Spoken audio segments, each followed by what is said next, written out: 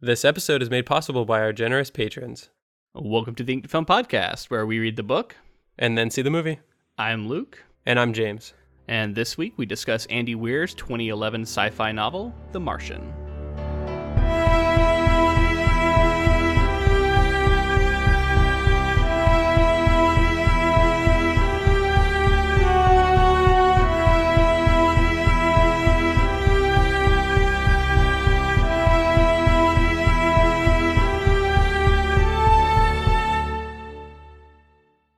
Happy 2019. It's great to be back. We took quite a bit of a break, it feels like. Yeah, a couple of weeks there. It feels like I haven't spoken to you in forever. It's weird. I know.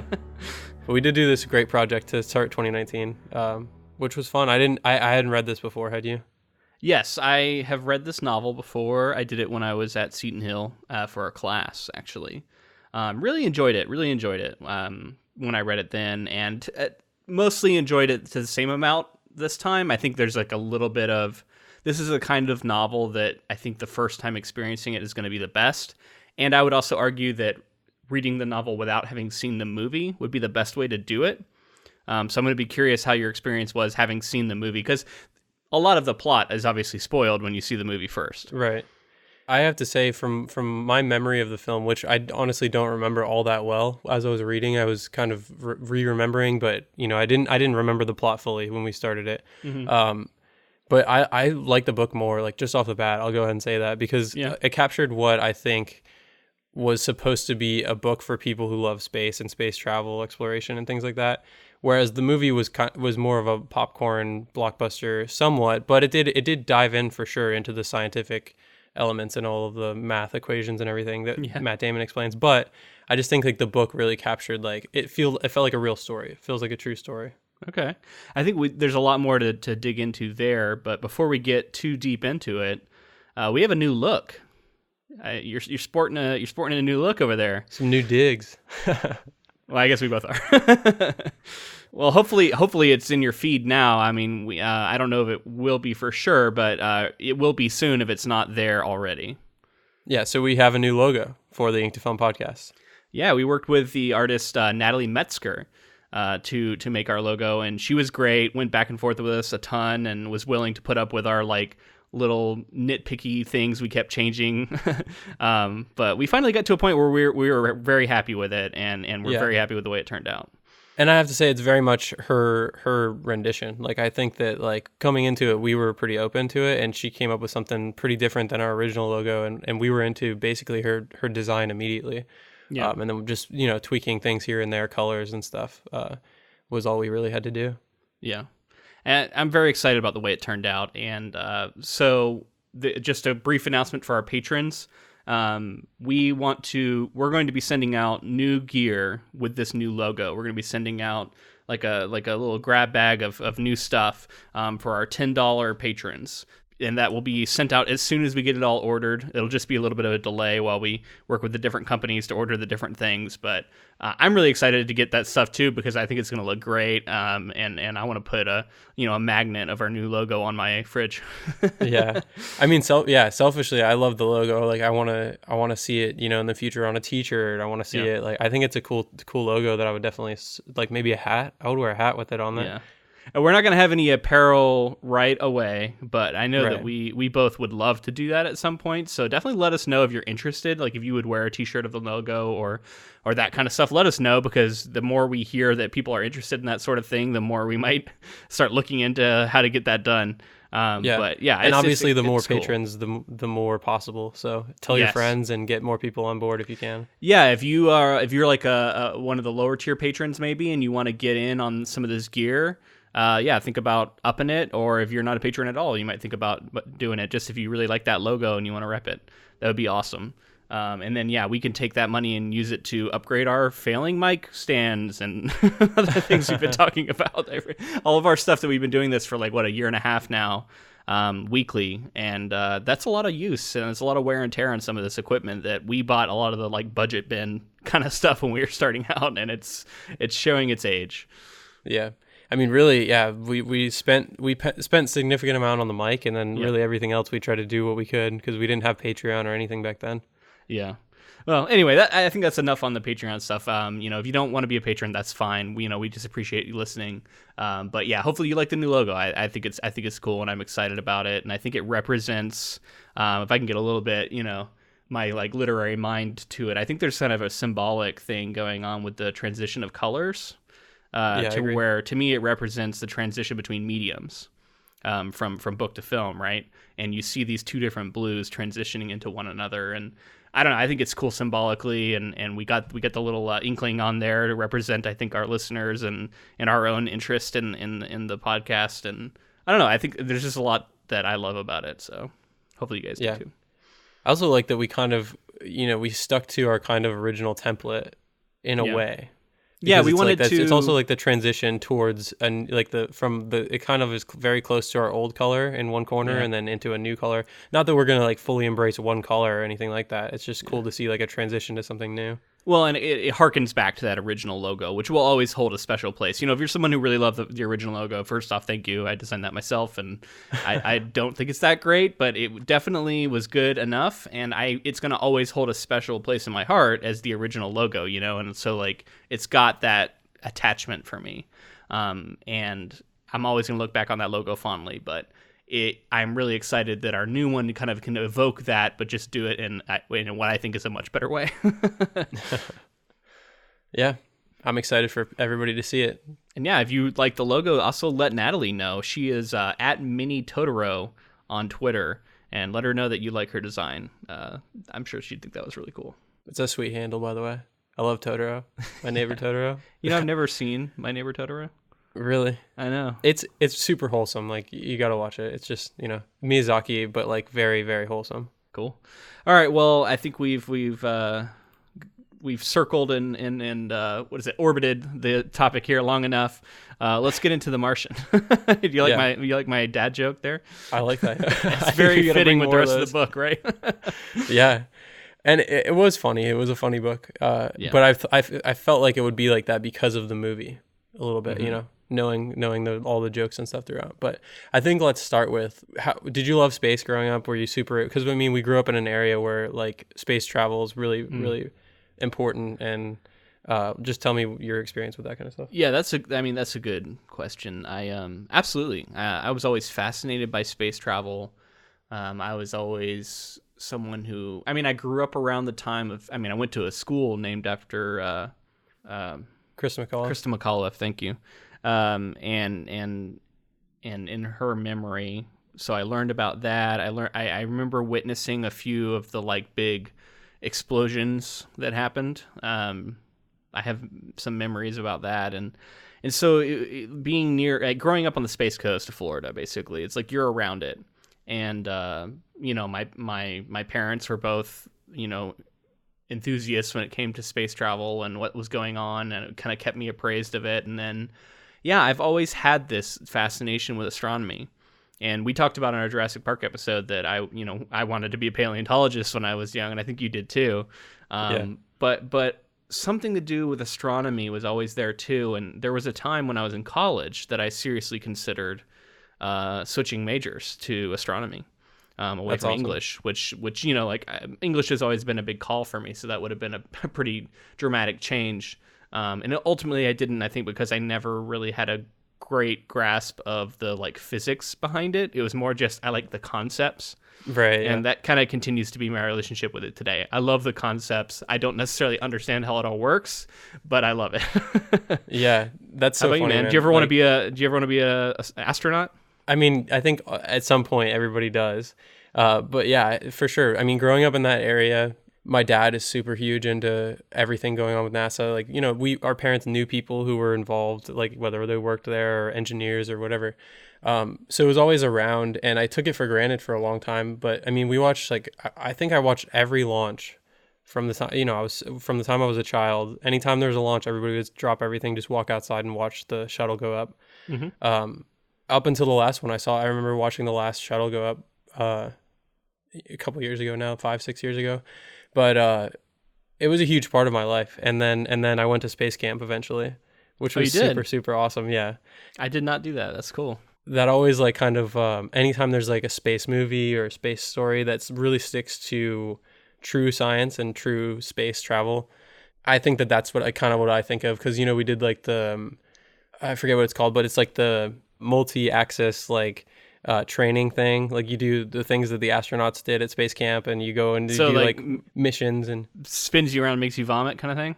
yeah, but they have like a modified one where it's like you kind of keeps your equilibrium pretty good for the kids. I'm But, really bad at those things, by the way. Like I get motion sickness so fast on a roller coaster. That's one of the reasons why I yeah, well, not roller coasters. For whatever reason, I can do roller coasters, but it's like I could do it as long as I have a break between each one. If I have like a 30-minute, whenever I'm at a park and there's no lines and I can get right back on, I will get sick if I do it too quickly.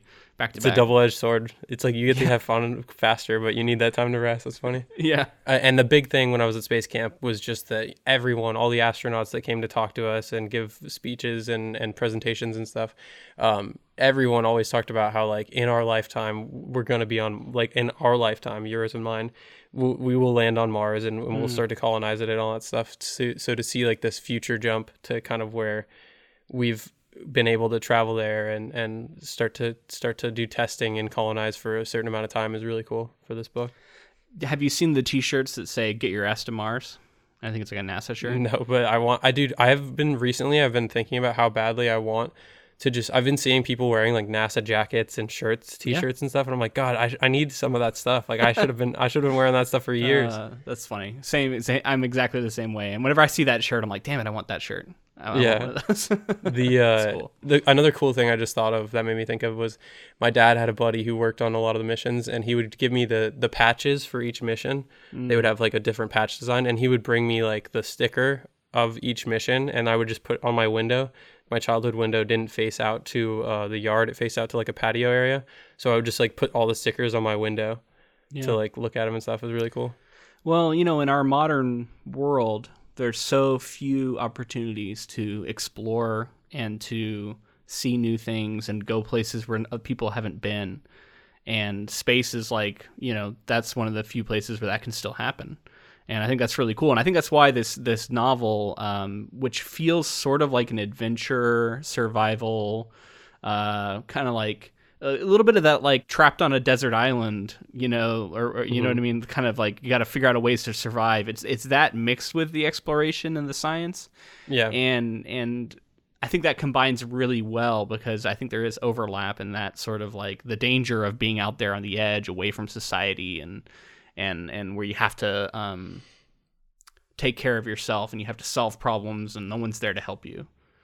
I think the problem solving that goes along with being an astronaut and like these missions and the things that have gone on with Apollo and all the way up until the shuttles and then even in in this book, the Ares missions and stuff, the problem solving that these astronauts have and like that is what really stuck out to me in this book, because like it didn't just say like these are the problems and then they figured it out. Like you can tell that Weir was like he was going in and like creating these problems and then mathematically figuring out the way out of it, or like figuring out like narratively how it could actually work to in this future tense with different kinds of Mars landers and takeoff stuff. And I just thought it was cool that he really was like doing the research, and you can tell that he was fascinated with space travel in the same way.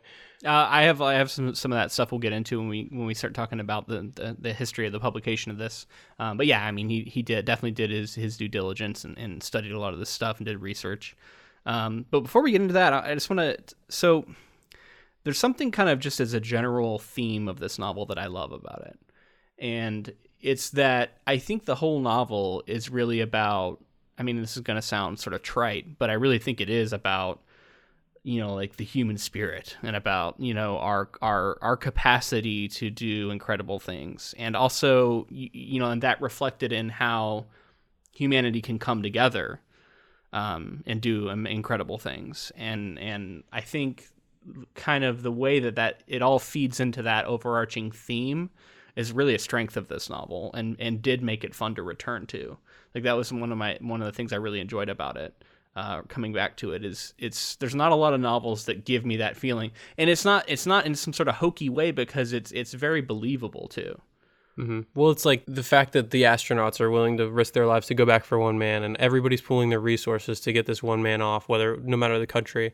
I think it's also like supposed to show this like you're saying, the spirit that all humans have, where it's like, I think we are willing to help other people.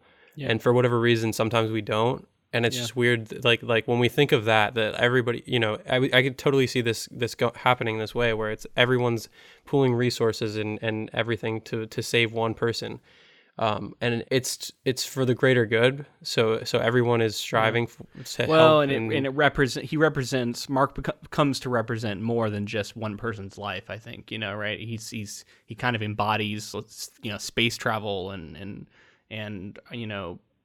if he were to die, I think it would be such a major blow, and I think they all know that, right? Like to what people feel like we're capable of, and so his survival becomes symbolic, I think, for the entire world, and I love the way that he captured that. It was really cool. Yeah, and I like the idea that peace could be found by this exploration. You know what I mean? Whether it's like countries disagreeing, like we could all come together to just like go towards a common goal, and maybe space is like, it's kind of like that Star Trek future where it's like everyone has come together and just for the greater good and in order to explore and survive, and I don't know, man. I think that's the future everybody strives for. Yeah. We'll see if we can get there. Whenever you say the greater good, I just think of Hot Fuzz. The greater good. The greater good. Yeah, anytime anybody says it, I always go, the greater good. All right, anyway.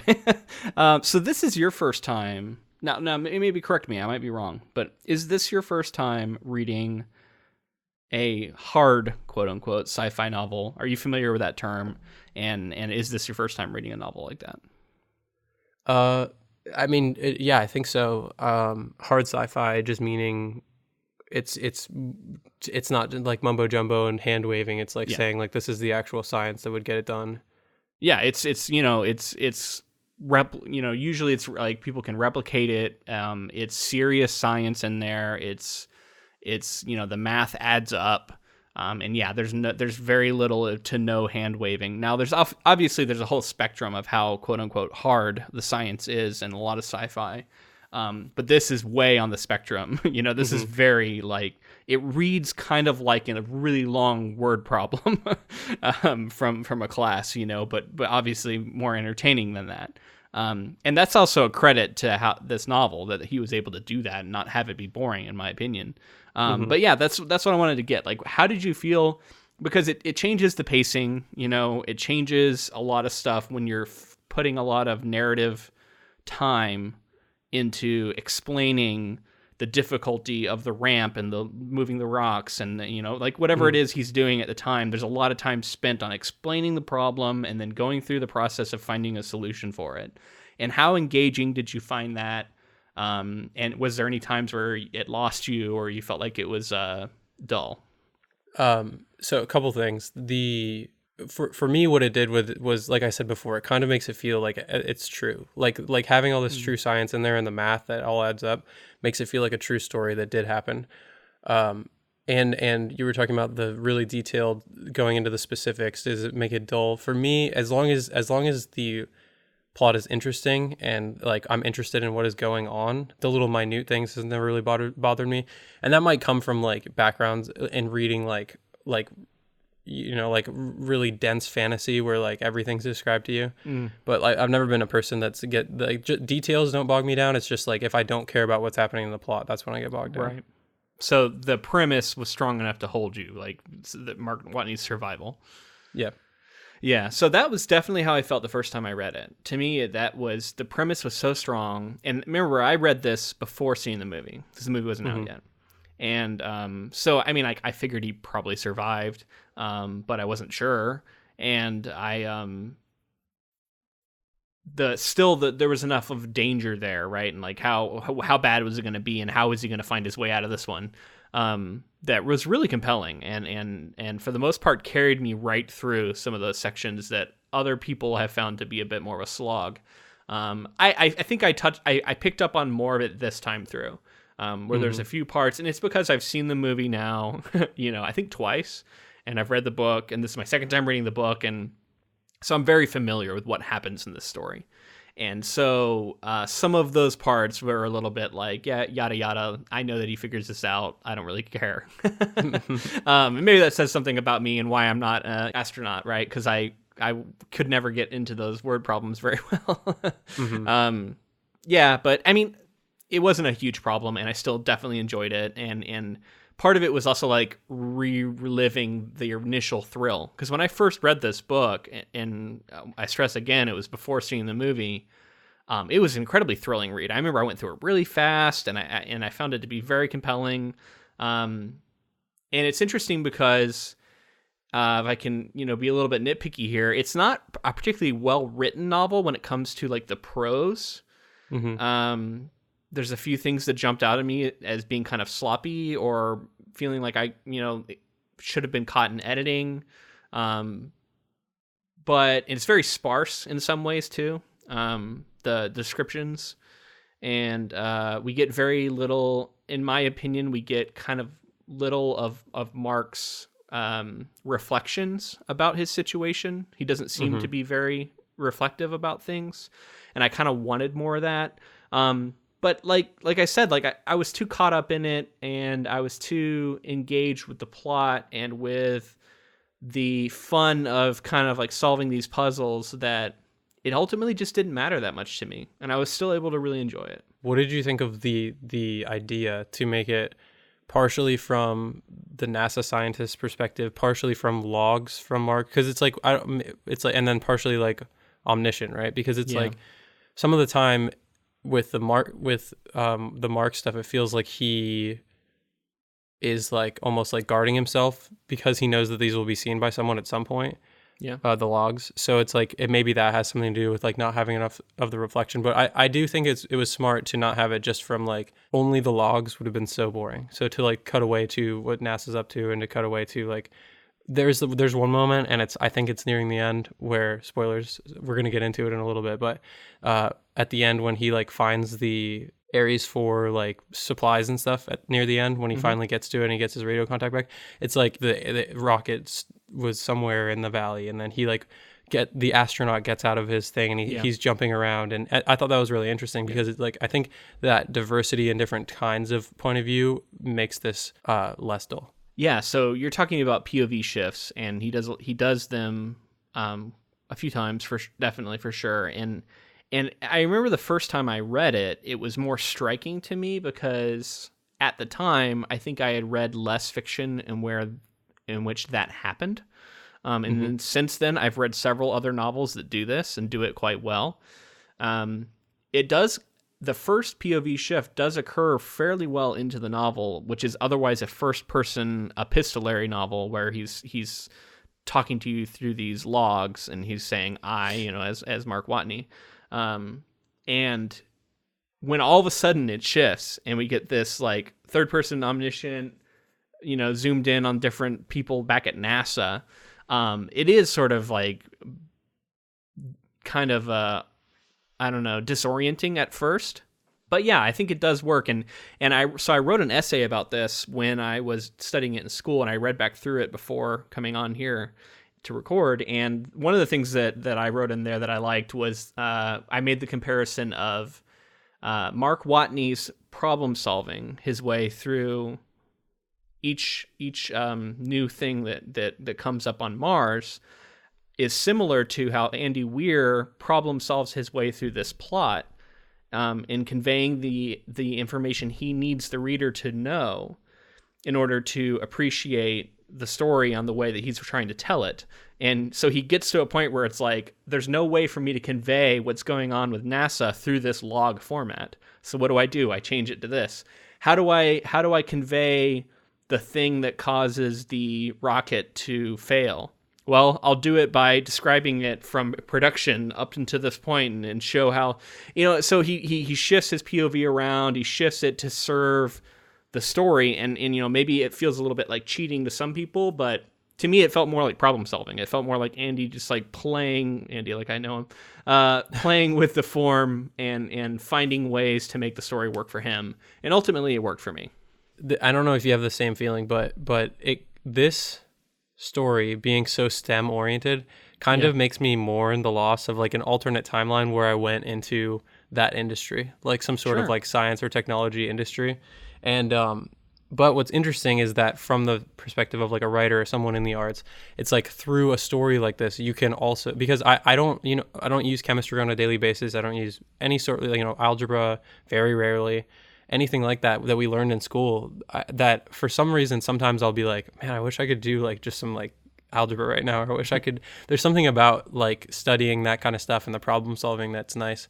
Because it's like puzzles, and it kind of makes me think about like a different timeline where I go into a different industry. But like I was saying before, it kind of allows for, like, doing a story like this allows for someone in the arts to dive into like a passion that they had in like science or technology. I agree, and it makes me kind of long for those days in those classes and those moments. I can distinctly remember moments in classes where I learned some mind blowing fact about Jupiter, or about the way the universe formed, or about the way the vacuum of space behaves, or whatever it is, and just going like, that's such a cool thing, I can't believe that's real. And it just, those moments are so cool and precious, and there's just a limited number of them you're gonna have. And this novel makes me like look back and kind of cherish those, and want to seek out more of them. And I think it really says something about the legacy of this novel, because this has to have sparked, we talked about with Jaws, right? Like, so many people went into oceanography and stuff after just watching Jaws in a very different way, because that, that movie and book is not like really about that stuff. But this is, and in the same way, like, this has to have inspired, new generations of people to get into STEM and to get into, and want to work at NASA or whatever it is, the space agency of whatever country you're in, and just be fascinated with that sort of stuff, or even just, an astronomer, and that sort of thing. It has to have had a really positive effect on that pursuit, which I just think is really cool. I did want to ask you, so how do you feel about Mark Watney as a character? I don't know. He's kind of interesting because he's clearly like this wisecracking, easily accessible character, but at the same time, like, there's not much of an arc in him, so it's like it's more of just his survival. So I guess his survival would be his arc. But I don't know how I feel about him. It's an interesting question, because I just read a whole book that's from his point of view, but it's really just, I don't know how much I feel like I know him. It's more of just that, like, he survives, and I know some stuff about his background with his mother and his father. Yeah, I agree. He kind of, to me, he's kind of like that James Bond type character who doesn't really change. And in some ways, it's like his strength and his weakness too, right? Like, it's he's so resilient, and he's always going to be there to like wisecrack and make a joke, and that never changes from beginning to end. We see that he has that same spirit, and it never really dims. But because of that, I think he also at times can be a little bit like, it can feel a little bit like maybe you're not getting the true story, or maybe he's just like a little bit not relatable, and that he doesn't seem to really struggle with his situation in ways that, most people would. I don't know. And I'm talking out both sides of my mouth here, I know, because a lot of that stuff makes him really compelling too. So, and we get a little bit of it at the edges where he'll say like, oh, I broke down and cried about that, or whatever it was, but like, he doesn't linger on it. So maybe, like you said, some of it is him kind of playing to the audience of the log, and he doesn't really want to go into how he really felt. Right. Yeah. I think that's what Weir would argue as well, is kind of just that, like, it's not supposed to be from that that open perspective that we normally would get from a main character in a novel.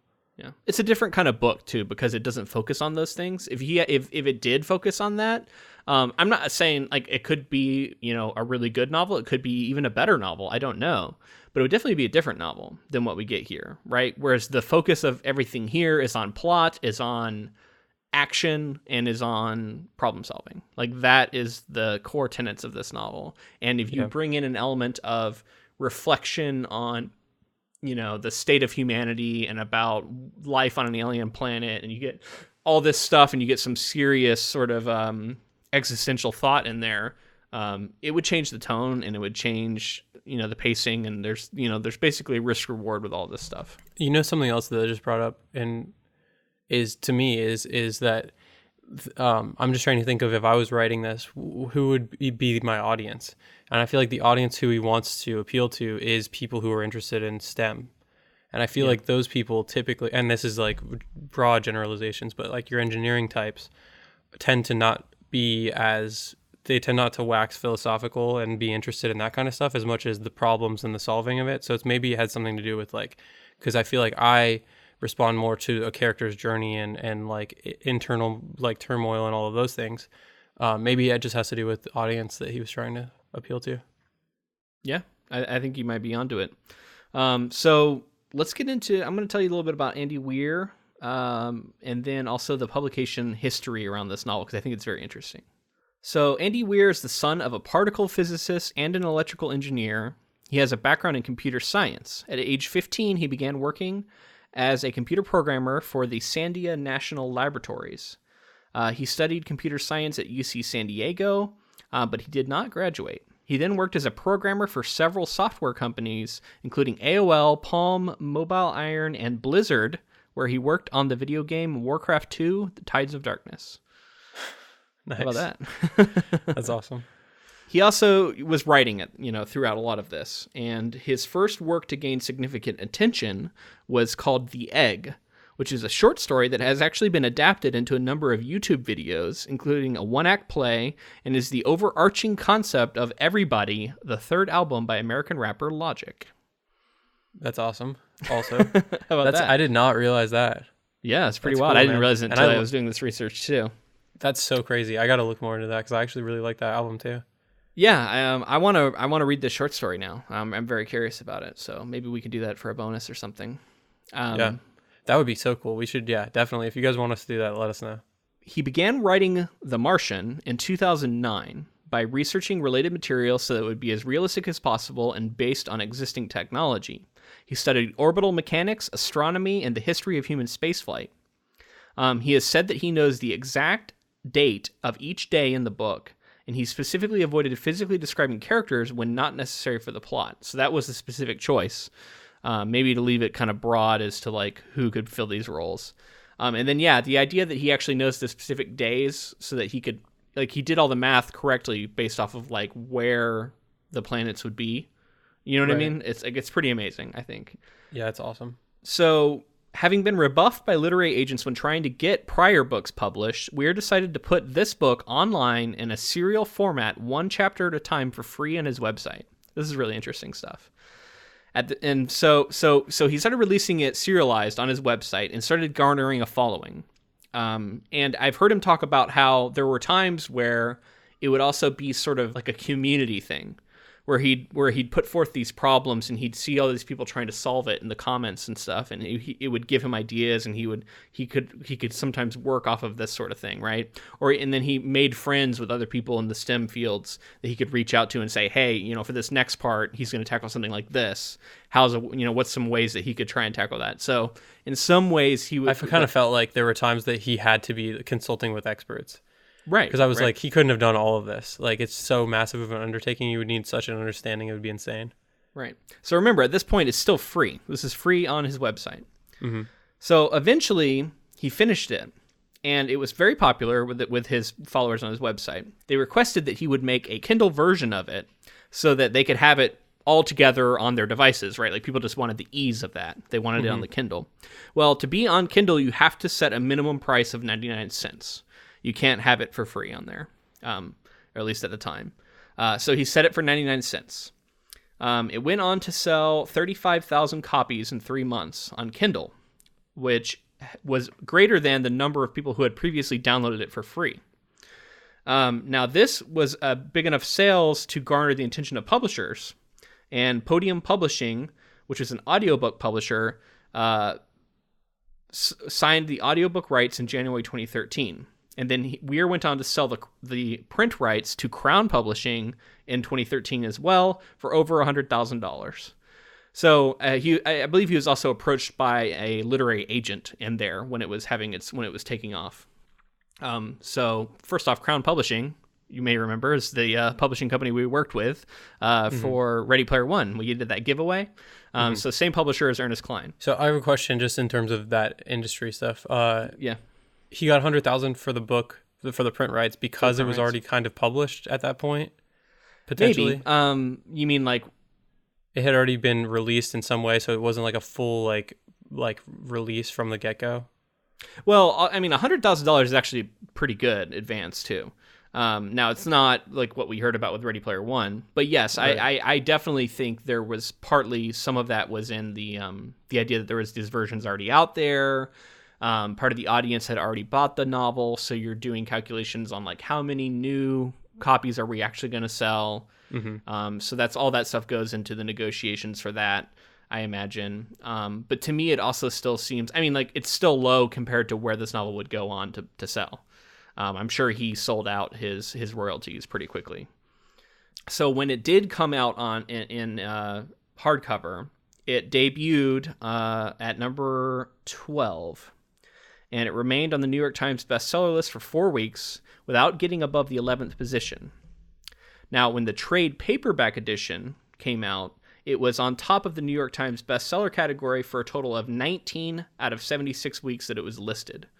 So 19 weeks at number 1. So the trade paperback version of this novel, which is the one I have, was actually like what sold like crazy. So that's interesting, right? Because like part of that is also the movie being announced, I believe, because around those times, they also sold the movie rights, and it was announced that Matt Damon was going to star, and so it kind of became a hot thing. But also, I wonder if there's something about like the price point of a trade paperback for this kind of novel maybe appealing to people more, and not necessarily feeling like you need to get that hardcover. Yeah, that is interesting. I feel like there's a lot we could dig into with that, but because it's Yeah. like, is it also going back to what? Because for some reason I'm stuck on this idea that I know a lot of people it appealed to a lot of people broadly, but I feel like STEM people really responded to it. So maybe it had something to do with being like, I want to buy the paperback version because it's more, I don't know, financially reasonable or whatever it is. But I don't know. I'm just all speculation. Well, and I mean, it seems like this novel does have a pretty broad appeal, and that is unusual for this sort of novel. This had a more broad appeal, and I think probably partly because of the movie adaptation. But I remember around the time I was reading it, like the movie was announced when I was reading it, and I think there was a lot of buzz surrounding the novel around that time because of that. And a lot of people were saying, like, if you have any interest in hard sci-fi, like, you got to read this novel. This is like hard sci-fi done right. It's the best hard sci-fi novel I've read in years. All this stuff, right? And so that was interesting to me because I'd never really gotten into hard sci-fi before this novel. That was my first real experience with it too, and so I wanted to try it. I did want to ask you what's another good example of like a hard sci-fi novel? Now, like I said, I haven't really read a lot of it, but I'm pretty sure Arthur C. Clarke is known for doing that. Maybe Heinlein, but I'm less certain of that. A lot of these like classic sci-fi novels, I think were considered hard sci-fi. I mean, honestly, I'm a little bit out of my depth here as far as like really listing. I know a lot of stuff that's published in like Amazing Stories or Analog magazine. A lot of those will tend to be hard sci-fi short stories. So yeah, if you're into that sort of thing, let us know. I think that's in a very, minor way. That's what I know about it. Yeah. Because I just wondered if I'd ever read anything. I don't think that I could say that I'd ever read anything like that before, but I'd be interested too. Yeah, and we may cover some more of it because there is a few other of these kind of stories that have been adapted. Absolutely. I think it's really interesting to think about this self-publishing for free path because this is one of those things where I think there needs to be a huge amount of caution when you hear this. Because a lot of people will falsely hear this and think, oh, well, why can't I do that? And like, I say falsely. I'm not saying it's impossible, but this is the outlier. So many people decide they're going to put their book on their website for free because they're not having any luck with publishers. They're not having any luck finding an agent. And they say, well, you know what? I'm just going to put it out there and I'll ride the groundswell to success. And they put it out to crickets. And, Weir has said he had kind of built a following from I think partly from his time with his doing Blizzard stuff, but then also he had been putting out short fiction. He was working on a web comic I read. So he had built a bit of a following. And so that he has said like that definitely helped him. And then you also like kind of have to catch lightning in a bottle, and with your subject matter, and he did. But it's a very hard thing to do, and it can be very risky. And I know that you have to sell, like he did, like 35,000 copies of your Kindle version. You have to get a pretty good number to garner interest from literary agents and garner interest from traditional publishing, if that's your goal. And then, but one of the things that can do is that can lead to things like movie deals, and it can raise your profile. So. I mean, you hear about this sort of thing happening sometimes, but this is also very rare. So, I don't know. It's interesting to know that, and there's always, everybody has a different path to success. If you're lucky enough to make it, and his path is definitely a unique one. I think that it's interesting to think about because it's kind of similar to something like trying to make an indie film. It's like you get all these people together, you cut costs wherever you can, and you try to make the best film that you can. And then you try to shop it around. You try to take it to different film festivals, see if anybody brings it in, and then you hear the success story of people who made, some movie for $50,000, and then it goes on to get a theatrical release, and it's bought by a huge Blair Witch Project, right? Yeah, exactly. Yeah. And so it's like these things do happen, but it's like you can't bank on that ever. Right. Is what's interesting. It's like you can sometimes go against the traditional, I guess, form of releasing something or getting something done, but it's just like you have to do it for the passion of it rather than necessarily thinking like I'm going to be the next, Andy Weir. Yeah. Well, and I should say there are a lot of people who are making a killing self-publishing and avoiding traditional publishing, and they don't have literary agents and they do everything themselves. And there are people who make a lot of money doing that. Absolutely. And maybe some of those even go on to have movie deals. And stuff like that, if that's a goal for you. So I'm not trying to like shit on that sort of thing. But I am also just saying that releasing stuff for free to me raises red flags, especially when it was the entire novel, not just like a teaser, not just like a taste. It was his entire novel, and it's just risky. I'm not saying you can never do it. And it depends on genre. I know like romance does really well with self-publishing, so it just depends. It's worth thinking about seriously and doing research before you make any decisions like that. But so one other thing I want to mention before we get into the plot is that I think we talked about this a little bit on one of our bonus episodes, but Weir wrote a short story called Lacero that was published in 2016 edition of Ready Player One, making it canonical in the book's fictional universe. It is a prequel to the events of the novel that he wrote as just fan fiction for the Ready Player One universe because he liked it so much. And Ernest Cline ended up saying like, yeah, no, this is canon, and I believe it's about Sorrento. It's about Sorrento, and oh, yeah, I don't know what. I haven't read it, but now that you say that, yeah, I remember reading something about that or hearing something about that. I think I mentioned it to you. Anyway, that's another one that I think would be really interesting to maybe cover on a bonus episode or something, because I would love to read it, and I love that Cline read it, liked it so much that he said, yeah, this is canon now. That's so awesome. That's cool. And apparently the two guys are friends. I don't know where their friendship began, but yeah, are friends now at least. Cool. Maybe Crown Publishing. They were published around the same time, right? Yeah, share publishers, definitely possible. But yeah, I think let's get into plot if you're ready, man. I'm just gonna chunk this up into 3 chunks. This book has a lot of plot, but it's also a lot of just like this happens. So I think I can do big chunks here, and we can just kind of have general reactions to those sections. Sounds cool. So in 2035, the crew of NASA's Ares 3 mission have arrived at Acidalia Planitia for a planned month-long stay on Mars. After only 6 sols, an intense dust and windstorm threatens to topple their Mars Ascent Vehicle, or MAV, trapping them on the planet. During the hurried evacuation, an antenna tears loose and impales astronaut Mark Watney, a botanist and engineer, also disabling his spacesuit radio. He is flung out of sight by the wind and presumed dead. As the MAV teeters dangerously, Mission Commander Melissa Lewis has no choice but to take off without searching for Watney. However, Watney is not dead. His injury proves relatively minor, but with no long-range radio, he cannot communicate with anyone. He must rely on his own resourcefulness to survive.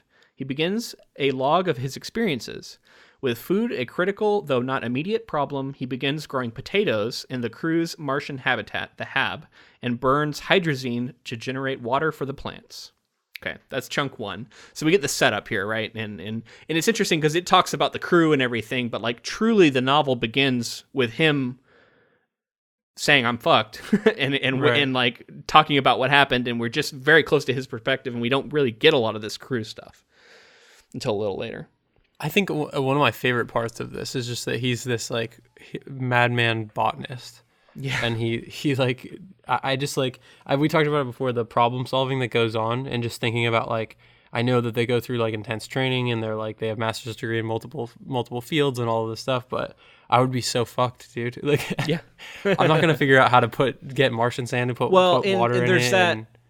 There's that like thrill that you got out of watching like MacGyver as a kid, or I should say. I don't know if you did.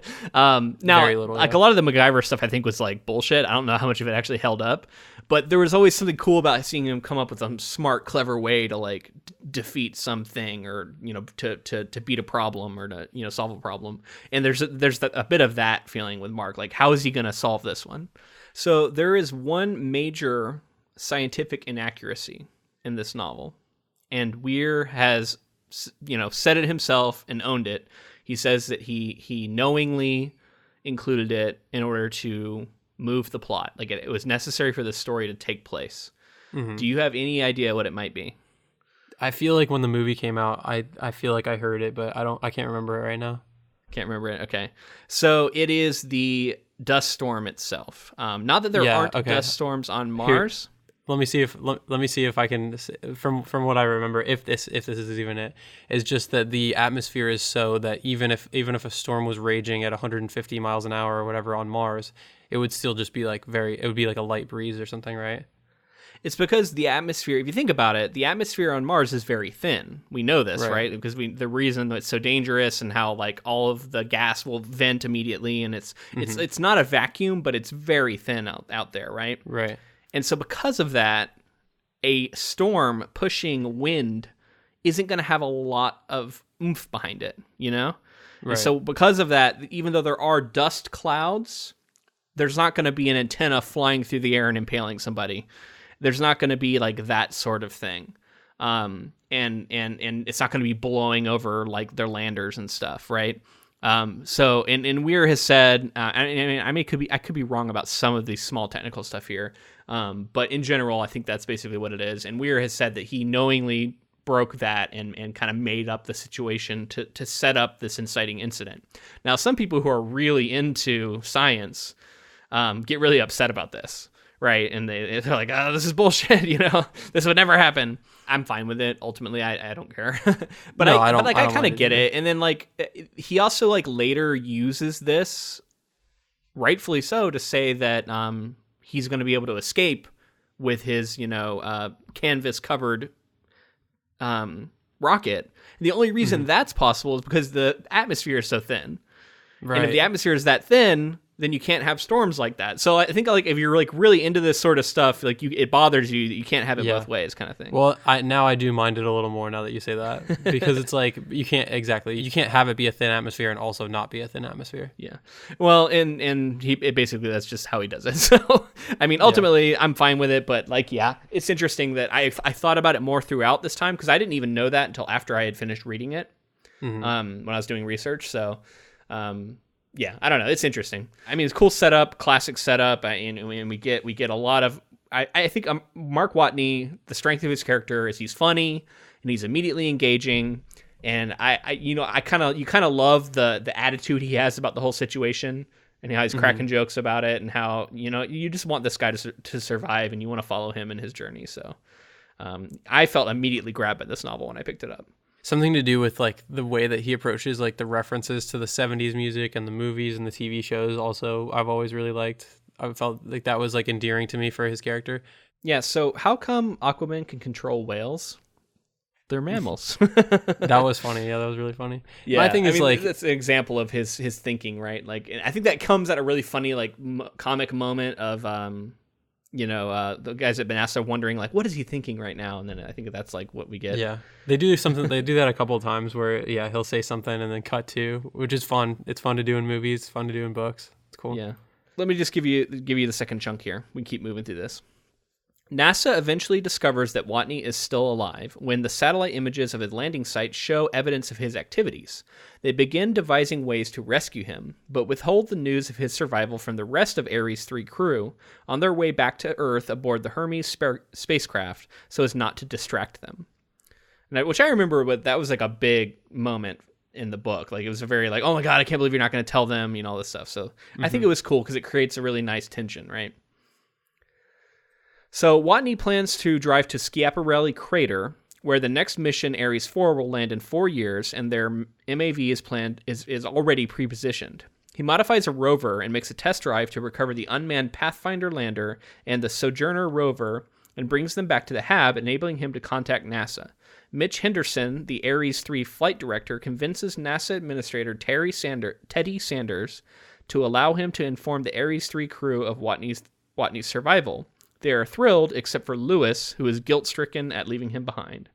The canvas at one of the hab airlocks tears due to Watney's repeated use of the airlock, decompressing the hab and nearly killing him. He repairs the hab, but his plants are dead, threatening him again with eventual starvation. Setting aside safety protocols due to time constraints, NASA hastily prepares an unmanned probe to send Watney supplies, but the rocket disintegrates after liftoff. A deal with the China National Space Administration provides a ready booster to try again. With no time to build a probe with a soft landing system, NASA is faced with the prospect of building a capsule whose cargo can survive crashing into the Martian surface. However, astrodynamicist Rich Purnell devises a slingshot trajectory around Earth for a gravity assist that could get the Hermes back to Mars on a much extended mission to save Watney, using the Chinese rocket booster to send a simpler resupply probe to Hermes as it passes Earth. Sanders vetoes the Rich Purnell maneuver, as it would entail risking the other crew members, but Henderson secretly emails the details to Hermes. All 5 of Watney's crewmates approve the plan. Once they begin the maneuver and disable NASA's remote overrides, NASA has no choice but to support them. Firstly, I love that he went into all the detail of finding out technology that was around, but the big moment for me is when he goes and gets Pathfinder. Yeah. And I love that because it's existing missions and broken down rovers are playing a part in the rescue of this fictional character, and I think that's so cool. It's basically really cool. The coolest little reference bomb you could drop to Mars missions and stuff. I love that part. The explosive decompression of him going out the airlock to me is one of the coolest moments. And how it just the way he describes the canvas weakening over time, and then all of a sudden just out of nowhere it explodes and cracks his mask, and he wakes up and he's venting, and just I don't know, to me that was so cinematic that when I remember reading it and going oh, I can't wait to see this in the movie because this is going to be really fucking cool. Yeah. And if I remember correctly, it was. But I really like that scene too. And then the idea that he's oh, I'm good to go. I'll wait till Ares 4, and then boom, in an instant, everything's changed, and he's at risk of dying. He loses all so much of his crop. Yeah, it's really bad. Yeah, I was just thinking logistically how much of Weir's research went into all of these other ways that NASA was going to try to save him, just to have the slingshot method be the way. You know what I mean? The launch where it fails and everything, and how much time was dedicated to all of this stuff that ended up not being plot relevant. Kind of, it was for the NASA scientists to realize that they needed help from the Chinese space program. But it was just funny to me that there was a significant portion of the book that he did a ton of research towards different ways they could have tried to get him off, and they ways that they weren't going to be able to get him off, and then the launch failing was just such a moment of course we're as the readers we're oh, that was so awful, but to me I was damn, from his perspective he just burned through a multitude of chapters trying to describe all these ways that they were going to try to save him, and they rushed it. I did think it was cool that they were willing to forego safety protocols in order to force this launch, and then ultimately we see how that turns out. And I think that's a good lesson in terms of just checking safety stuff, but it's funny that it doesn't really end up having much plot relevance to saving Mark. So that takes us to the crew. Now, I think to answer your question, honestly, I think that we'd have to ask Weir himself. I don't know if he has answered that or not. How much of the research went into each thing? I don't know. And where did the idea for the orbital mechanics and the slingshot method, how early on did he think of that? as the final solution. I don't know. So because it's like if he always knew that, then it's like that's a lot of extra research that he did in order to kind of give us this red herring. Yeah, but it's also like it has to be the final thing. It has to be the last ditch effort for it to have that narrative punch. So yeah, that's true. Who knows, honestly? But yeah, definitely interesting. So a lot of this NASA stuff also brings up one writing thing I wanted to talk about before we move past it. I think for new writers, especially if you listen to the audiobook, this really stood out to me, which I did listen to the audiobook this time. I own a hard copy that I read the first time, and then but I listened to the audiobook this time. And the dialogue tags. This is like such a like small thing, but it really stood out in the audiobook. He was like varying his dialogue tags to where it would be like he agreed, he pondered, he or she, theorized, and so like instead of saying said, he would use like colorful tags instead to try and vary it up, which is something that I remember being taught when I was in elementary school, and then I had to unlearn when I got to like the University of Florida, and I started studying writing at the collegiate level. And every professor I had was like, "Why do students do this? Stop doing it," because said is fairly invisible and will go by without you even noticing it. Whereas every time someone ponders or theorizes or offers up, like that draws so much attention to it. And there's these long stretches of dialogue, especially when they're at NASA or when they're on the spaceship, where multiple characters are talking to each other, and it's just full of these tags. And to me, it was so obvious. It was like bogging everything down, and it felt so weird. And I was like, oh man, I really wish this wasn't like this. Did you even notice anything like this, or is this just purely a writer thing? No, I didn't notice. This is funny. So this is like, I was talking to my wife about this, and she's like, I feel like sometimes I feel like I'm Neo. I don't remember if she said it just like this, and like I can see the Matrix now. Yeah. And it's because of like talking to me about writing. And she says like when she's reading books, she notices things like this that she would have never noticed before. And it's so true. It's like you can see the code now. Yeah. And as a writer, like I can't not notice it, and and it stands out to me, and I'm like, oh, this is so awkward and bad. But I laugh at myself because I know, I'm like, I bet most people don't even know this is going on. No, I didn't even notice. But that's the funny thing is, like, we've talked about this before, like, once you get to be not even an expert, but once you get to know something to a significant level, like, when I watch a film, there's so much of the skeleton of the film that I'm like, I pick apart immediately. And I'm like, okay, I know where this is going. I know what they're trying to make the audience feel just by lighting or just by like how they stage a character or something. Like, I bet in film, a comparison you could probably make is some sort of like heavily overused like shot or something. Where like if you saw a film and it was like obvious that they were leaning really heavily on this like kind of gimmicky shot or something, and you were like, man, this is getting frustrating. Whereas like some people would probably watch it and never notice. Right. But like as someone who maybe thinks about that sort of thing, it might stand out to you. I don't know. I feel like that would probably be like a comparison you could probably make to where just knowledge of the art form is kind of almost gonna get in your way a little bit. Yeah, it's pretty funny because you can't turn it off too, and like people will be like, why can't you just like, I'll say like if I don't like something, sometimes I'll be passionate about it, and then people will be like, why can't you just enjoy it? And I'm like, I try to, like, trust me, I try to. Oh, I love I should say I love the decision by the crew to go full on mutiny. And you combine that with Mark talking about being a space pirate later and stuff, like that's so fun. And it also leads into this whole like I said, like desert island, like off on a ship on the seven seas kind of story too. Mm-hmm. I don't know. And the idea of the mutiny against NASA, I thought was really fun. I just remember loving that moment. Yeah, it's so cool. The type of person that it takes to be an astronaut, I think is really, I think Ware like nailed it down, because it's like, I think that they're so honorable. Like they're like willing to do all of these like crazy things. They're geniuses. They realize what's at stake. But at the end of the day, like most of them, as far as I know, are really like willing. It's like this crazy brotherhood where it's like, we're not leaving anyone behind, and like they'll all sacrifice themselves to go save him. And I thought that was cool. There's also really interesting, that just reminds me, there's like this undercurrent thematic thing about like utilitarian thinking. What's the inverse of that? Is it egalitarian? No, I don't know. But basically, without the fancy terms, it's do you rationalize? Do you weigh the 6 lives versus 1 life? that sort of thinking? Or do you do the more like, this one life is important for X, Y, and Z reasons, and I'm willing to risk 6 other lives in order to, you know what I mean? Right. No, it's like kill yeah, save the individual to but kill the millions, or save the millions and kill the individual. Or even just it's the trolley problem. It's Spock, right? Spock Yeah. does this too, where it's like, Sure. Yeah. He's that very rational. Like, why would you do this? And the trolley problem is all about this, right? Like, do you pull the lever to kill the like 5 workers to spare the one's life, or do you kill the one worker to save the 5's life? You know what I mean? Or Right. Or through an action. And there's all that. There are different variations of the trolley problem, which are really fascinating.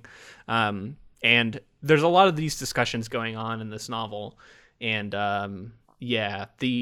it seems to go more on the idea of like, the purely rational is not the way to go. This seems to be where this novel lands, and we see it work out. But it's also one of those things where it's like, if all of the entire Hermes crew dies and Watney dies as well, then will you look back and go, yeah, that was a great decision, totally should have made it. It could have just been 1 death and instead it's 7 or whatever. Yeah. I saw First Man, and movies like, and I'm thinking just in terms of storytelling, but like a story like this, like The Martian, where it's very much like these things couldn't happen. Like if you're dealing with NASA and space and all of these, like it would just be so many astronomical impossibilities in a row to get this guy home. And you're like if it happened in real life, it probably wouldn't. But then you look at things like the Apollo missions, and you look at things like that we've actually done, and you're like, people could figure it out. Like we could get it done. Apollo 13, you can't. I couldn't read this novel without thinking about Apollo 13. Right. And I really want to go watch that movie again. Yeah. I remember when this book was first described to me, somebody said, you like that scene in Apollo 13 where they upturn the box full of all the different parts and say, this, you have to make this filter fit in this slot, and this is what parts we have. Right. Like, if you like that scene, that's what the entire book is. Mm-hmm. That's a great description of it, honestly. Yeah, that's interesting. But yeah, that's exactly what I was thinking of Apollo 13. Like a lot of that stuff, it's just like, and that's why I was talking about like the perseverance, or like the will to solve these problems that the astronauts show is just unbelievable. Really cool. All right, so let's get the final section of plot here. Watney resumes modifying the rover because the new rescue plan requires him to lift off from Mars in the Ares 4 MAV. While working on the rover, Watney accidentally shorts out the electronics of Pathfinder, losing his ability to communicate with Earth. After Watney leaves for Schiaparelli, NASA discovers that a dust storm is approaching his path, but has no way to warn him. While crossing Arabia Terra, Watney becomes aware of the darkening sky and improvises a rough measurement of the storm's shape and direction of movement, enabling him to go around it. Surviving a rover rollover on his descent to Schiaparelli, Watney reaches the MAV and reestablishes contact with NASA. He receives instructions on the radical modifications necessary to reduce the MAV's weight to enable it to intercept Hermes on its flyby. The modifications include taking off the front of the MAV, which Watney has to cover with the HAB canvas. After takeoff, the canvas tears, creating an extra drag and leaving the MAV too low for the rendezvous. Lewis hastily improvises a plan to intercept the MAV by firing Hermes' attitude thrusters and then blowing a hole in the front airlock with an improvised sugar and liquid oxygen bomb, using the thrust from the escaping air to reduce speed. Beck, the Hermes EVA specialist, uses a manned maneuvering unit on a tether to reach Watney and bring him back to Hermes. In the final log entry, Watney expresses his joy at being rescued, reflecting on the human instinct to help those in need. There we go. So the big, exciting finale here, which I found super thrilling the first time I read it, and it's still thrilling in subsequent reads. And I love that things go wrong, yet it still works. You know what I mean? Like, things don't just go off without a hitch. Like, this really clever way of like having enough stuff go wrong but still be able to work. And they're making last minute choices and decisions right up to the last second, right? Yeah. So that ending is also a little different than I remember from the movie, which will be interesting to talk about when we get there. Because like he mentioned the puncturing his hand in order to fly and stuff, and then that didn't end up. Iron Man. Yeah, like Iron Man. It didn't end up, and I honestly like kind of dinged the movie for that line, that felt super cheesy to me in the movie when he said that, and then I was like, oh, it's part of the book, so I'm an asshole for thinking that it was the movie's fault. But yeah, so it was a little different than I was expecting, which was nice. It was more on the crew. Now I don't remember whether they do the explosion or not in the ship in the movie, and you don't have to tell me. I feel like that was really cool. Like the idea to like at the last second be like, you have to make a bomb in like 10 minutes and we have to blow it up and hope that everything goes well and we're able to somehow, it's just the calculations involved in doing that kind of stuff is crazy. And that's like, brings me back to what I was talking about with First Man and even Apollo 13, where like all the calculations that you have to do, all the math and trajectories and things like that you have to do in space, in a crunch, like a small amount of time would just be that's where I would fail to be an astronaut, because I like that kind of stuff and like science mostly, but math never came very, very easily to me. So it would, at least if I could figure it out, it would take me a while. Yeah, so there are a lot of changes. You know, you can argue about how significant they are, but at the end here. But I think we should save them for the movie episode, because I think that's going to be one of the fascinating things to really dig into, is talking about where they shifted stuff. But I think it's interesting to think about, just as like a precursor for next week, as a filmmaker tackling this novel. Mm-hmm. There's got to be a constant discussion about what to include, because there's so many little things, and like how much of the problem, how much of the math, how much of the setup can we convey, and how to do it in a way that's going to please your STEM audience, like you said, versus general audiences who maybe care a little bit less about that sort of thing. Yeah, and I mean, it's Ridley Scott, who's like I mean, he's a sci-fi god. Like he created like some of the best sci-fi. Oh, I just thought ever. at the end of the novel, Watney says has a line about how it's true that in space nobody can hear you scream, which is the famous tagline from Alien, I believe, right? Like the marketing for Alien. Yeah, which was Ridley Scott, who went on to make his movie. How about that? I'm sure he and wrote it it before he I don't think that had any idea. I don't think that. Yeah, I don't think that line was ever in the movie, in Alien or anything like that. It's but just like in the marketing team came up with that, and then yeah, it's cool how it like kind of came full circle. I just have a couple of things here as we draw this to a close.